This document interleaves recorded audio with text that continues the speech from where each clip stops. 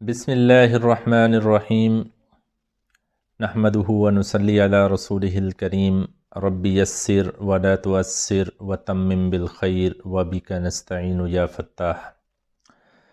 معزز ناظرین و سامعین، السلام علیکم ورحمۃ اللہ وبرکاتہ۔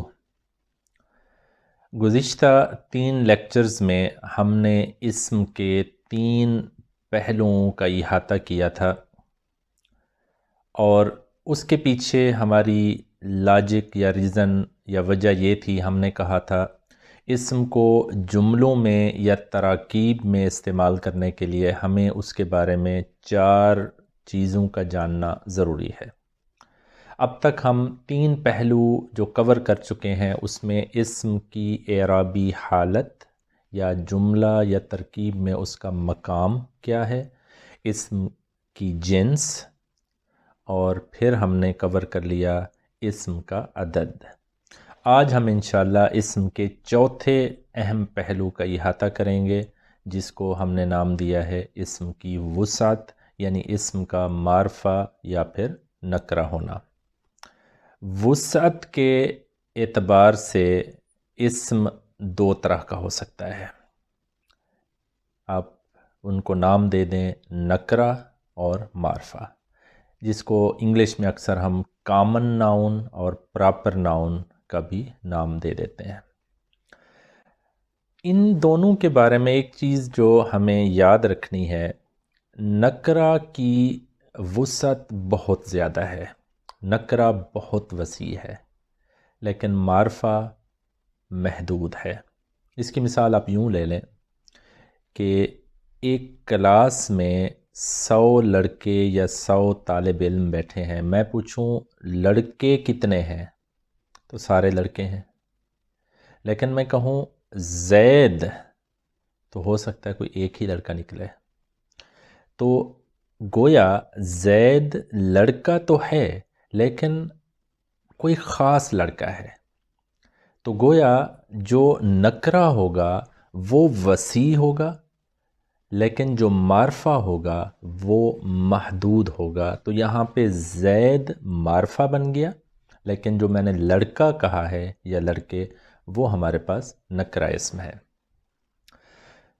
اس سے پہلے کہ ہم آگے بڑھیں، جیسے ہم نے جنس میں پڑھا تھا، بالکل اسی پیٹرن پہ یاد رکھیں، کوئی بھی اسم وسعت کے اعتبار سے ہم نکرہ کنسیڈر کریں گے جب تک کہ اسے ہم معرفہ ثابت نہ کر لیں۔ تو سوال یہ پیدا ہوتا ہے کہ ہم معرفہ کیسے ثابت کریں گے کسی اسم کو؟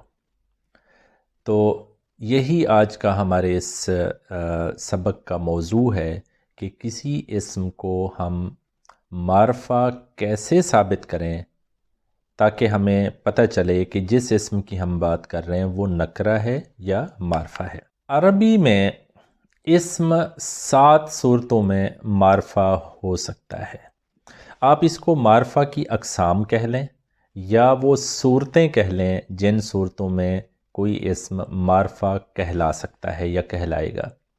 اچھا، یہ ذہن میں رکھیں، یہ اس سلائیڈ کے اوپر میں آپ کو ایک لسٹ دکھا رہا ہوں جس کی تفصیل ہم اب آگے پڑھنے والے ہیں، کہ اگر اسم علم ہو تو اسے معرفہ کہا جائے گا، اگر اسم اسمائے ضمائر میں سے کوئی ضمیر ہو تو بھی اسے معرفہ کہا جائے گا، اگر اسم اسمائے موصولہ میں سے ہو یا اسمائے اشارہ میں سے ہو یا معرف باللام ہو، یعنی معرفہ بنایا گیا ہو الف لام کے ذریعے، یا پھر مضاف الی المعرفہ ہو، یعنی کسی معرفہ اسم کی طرف اس کو نسبت دی جا رہی ہو، یا کسی اسم کو بلایا جا رہا ہو۔ یہ ذہن میں رکھیں کہ اگر اسم ہو سکتا ہے نکرہ ہو، اس کو بلایا جائے گا تو وہ اسم اب نکرہ نہیں رہے گا بلکہ معرفہ بن جائے گا۔ یہ 7 صورتیں ہیں جس میں کسی اسم کو ہم معرفہ کہیں گے۔ آئیں اب ذرا ان کی تفصیل دیکھتے ہیں کہ اسم علم، اسمائے ضمائر، اسمائے موصولہ ہیں کیا جن کو ہم معرفہ کنسیڈر کر رہے ہیں۔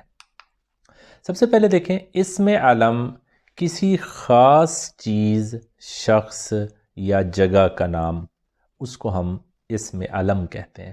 جیسے لڑکا خاص نہیں ہے، لیکن اگر میں کہوں زید، میں کہوں فاطمہ، میں کہوں مکہ، یہ کسی خاص شخص، چیز یا جگہ کا نام ہے، لہٰذا ان کو ہم اسم علم کہتے ہیں۔ تو جب بھی اسم علم کوئی ہمارے سامنے آئے گا تو وہ خود بخود معرفہ کنسیڈر کیا جائے گا۔ نمبر 2 پہ اسمائے ضمائر، انگلش میں آپ ان کو پروناؤنس کہہ دیتے ہیں۔ یہ وہ الفاظ ہیں جو کسی اسم کی جگہ پر یوز ہوتے ہیں۔ جیسے میں نے کہا زید کی کتاب، اس کی بجائے ساتھ ہی میں نے کہہ دیا اس کی کتاب، یہ اس جو ہے وہ زید کی جگہ پہ استعمال ہوا ہے، یہ پروناؤن ہے، ضمیر ہے جو کہ زید کی جگہ پہ یوز ہوا ہے۔ تو اسم کی جگہ پر یوز ہونے والے جو اسماء ہیں ان کو ہم اسمائے ضمائر کہتے ہیں۔ جیسے انگلش میں آپ ہی، شی، اٹ، دے، یو، یہ مختلف الفاظ استعمال کرتے ہیں۔ عربی میں ہم ہی، شی کے متبادل کے طور پر ہوا اور ہیا، یہ ہم انشاءاللہ ڈیٹیل میں پڑھیں گے آگے، جہاں یہ اسمائے ضمائر تفصیل میں ہم استعمال کریں گے۔ ہوا، ہیا، تو اور تم، اس کے لیے ہم انتا اور انتی استعمال کرتے ہیں مذکر و مؤنث کی صورت میں، اور ہم اور میں کے لیے آنا اور نحنو، یہ ہم اسماء استعمال کرتے ہیں۔ یہ سارے ضمائر ہیں، اسمائے ضمائر۔ تو کہیں بھی پروناؤنز یا اسمائے ضمائر استعمال ہوں گے تو ان کو بھی ہم معرفہ کنسیڈر کریں گے۔ پھر اسمائے اشارہ، یہ وہ اسماء ہیں جو کسی اسم کی طرف اشارہ کر رہے ہوں۔ جیسے اردو میں ہم یوز کرتے ہیں لفظ یہ ہے، وہ ہو، انگلش میں بھی اسی طرح دس، دیٹ، عربی میں اس کا بھی ایک پورا ٹیبل ہم انشاءاللہ پڑھیں گے، جیسے ہاذا، ہاذہی، یہ مذکر و مؤنث کے لیے اشارے ہیں، اسی طرح ذالکا اور تلکا۔ تو یہ جو اسمائے اشارہ ہوں گے، یعنی کسی اسم کی طرف یا کسی چیز کی طرف اشارہ کرنے والے اسماء، ان کو بھی ہم معرفہ کنسیڈر کریں گے۔ پھر اسمائے موصولہ، دیکھیں اردو میں ہم جو، جس، یہ اس طرح کے کچھ الفاظ استعمال کرتے ہیں۔ جیسے لڑکا جو لمبا ہے اس کا نام عمران ہے، تو یہ جو یا جس کے طور پر ہم عربی میں بھی کچھ الفاظ استعمال کرتے ہیں، جیسے الذی، اللاتی، اللذین، یہ مختلف اسماء ہم انشاءاللہ ان کی بھی تفصیل پڑھیں گے، ان کو ہم اسمائے موصولہ کہتے ہیں۔ تو اسمائے موصولہ بھی جہاں کہیں استعمال ہوں گے ان کو ہم معرفہ شمار کریں گے۔ ایک اور چیز جو ہم نے دیکھنی ہے وہ ہے مضاف الی المعرفہ، یعنی کسی معرفہ کی طرف نسبت دیا ہوا اسم۔ جیسے زید معرفہ ہے، میں کہوں زید کی کتاب، اب یہ جو کتاب ہے اس کو کیونکہ معرفہ کی طرف نسبت دی جا رہی ہے، لہٰذا یہ کتاب بھی اب معرفہ بن گئی، تو اس کو ہم کہتے ہیں مضاف الی المعرفہ۔ انشاءاللہ یہ جب ہم آگے مرکبات پڑھیں گے تو مضاف کو بھی ہم ڈیٹیل میں انشاءاللہ پڑھیں گے۔ تو جیسے میں نے کہا زید کی کتاب، تو اس میں کتاب اگر دیکھا جائے تو یہ نکرہ اسم تھا، لیکن جب اسے معرفہ اسم یعنی زید کی طرف نسبت دی گئی تو یہ کتاب بھی معرفہ بن گئی، یا اب یہ کتاب نہیں رہی بلکہ زید کی کتاب بن گئی ہے، تو یہ بھی معرفہ کنسیڈر ہوگی۔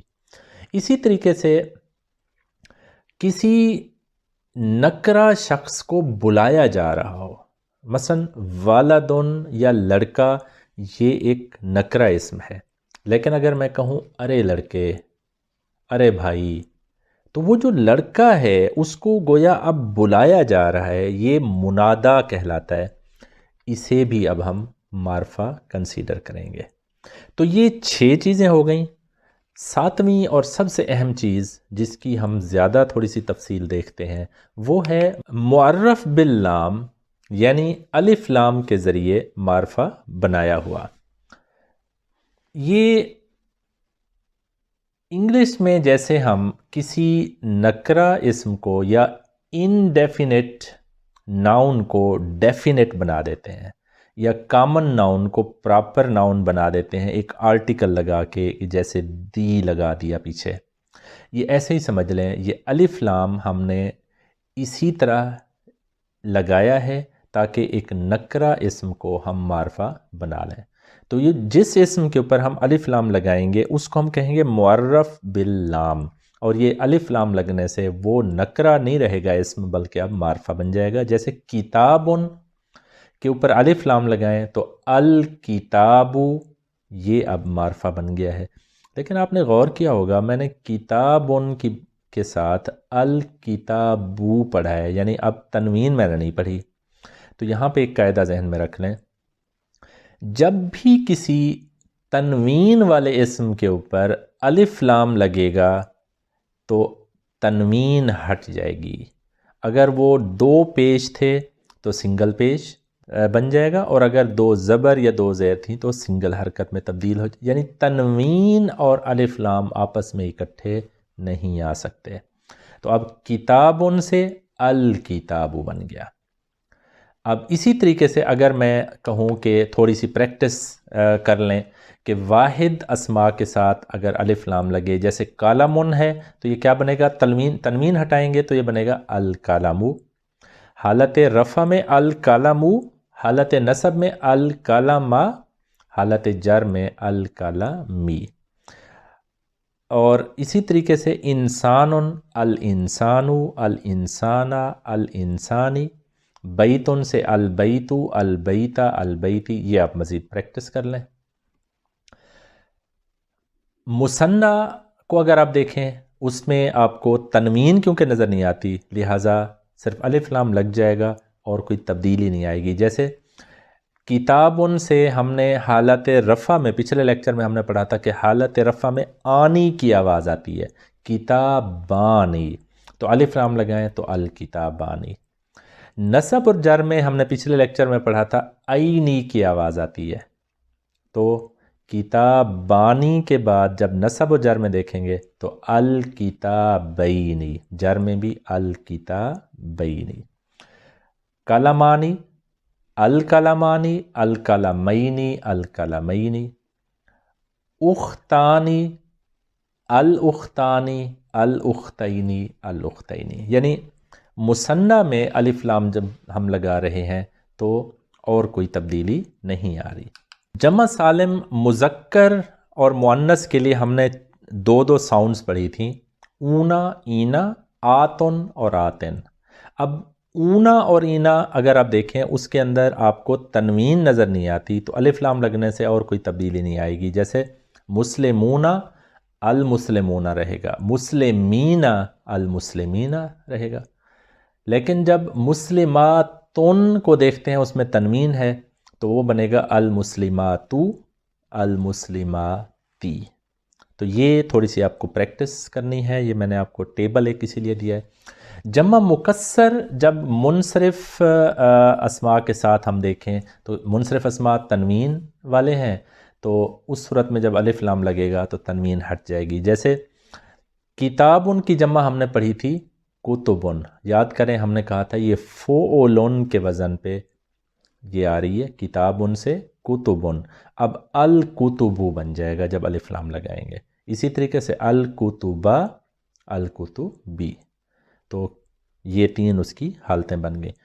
قلم سے اقلامن تو الاقلامو، الاقلامہ، الاقلامی۔ یہ اسی طرح ایک ٹیبل میں نے آپ کو دیا ہے تاکہ آپ تھوڑی سی اس کی پریکٹس کر سکیں۔ غیر منصرف اسماء کے ساتھ اگر آپ الف لام لگائیں گے تو دیکھیں الف لام لگنے سے آگے فرق تو نہیں پڑے گا، اس لیے کہ غیر منصرف اسماء پہ تنوین پہلے ہی نہیں تھی۔ لیکن ایک چیز اگر آپ یاد کریں، ہم نے یہ پڑھا تھا کہ غیر منصرف اسماء تین اعرابی حالتوں میں دو شکلیں اختیار کرتے ہیں، اور ہم نے کہا تھا کہ حالت نصب اور جر میں شکل ایک جیسی ہے، زبر والی، جیسے ابراہیمو، ابراہیما، ابراہیما، یا اکبرو، اکبرا، اکبرا۔ لیکن جو غیر منصرف اسما معرف باللام ہوں گے، جب ان کو الف لام کے ساتھ لکھا جائے گا تو حالت جر میں زیر قبول کر لیں گے۔ اسی طریقے سے مبنی اسما کے ساتھ بھی الف لام آپ لگا سکتے ہیں، جیسے کبرا الکبرا بن گیا، حسنا الحسنہ بن گیا، موتا الموتا بن گیا، تو ان کے اندر کوئی تبدیلی نہیں آتی۔ تو تبدیلی کہاں آتی ہے؟ صرف دو جگہوں کو آپ نے یاد رکھنا ہے۔ تنوین والے اسما ان کی تنوین ہٹ جائے گی الف لام لگنے سے، اور غیر منصرف اسما جن کو ہم معرف باللام بنائیں گے وہ حالت جر میں زیر قبول کر لیں گے۔ یہ دو چیزیں آپ یاد رکھ لیں۔ اس کے اندر کچھ اور چیزیں ہیں جو ہم نے دیکھنی ہیں، اور وہ کیا ہیں؟ یہ جو ہم نے الف لام لگایا ہے اس کے اندر دو لفظ آپ کو نظر آ رہے ہیں۔ ایک حمزہ، کیونکہ دیکھیں الف کے اوپر زبر ہے تو یہ الف نہیں رہا، حمزہ بن گیا ہے، اور لام۔ تو یہ جو حمزہ پہلے لگا ہوا ہے اس کو ہم کہتے ہیں حمزۃ الوصل، اور یہ جو لام ہے اس کا بھی ایک خاص نام ہے، اس کو ہم کہتے ہیں لام تعریف۔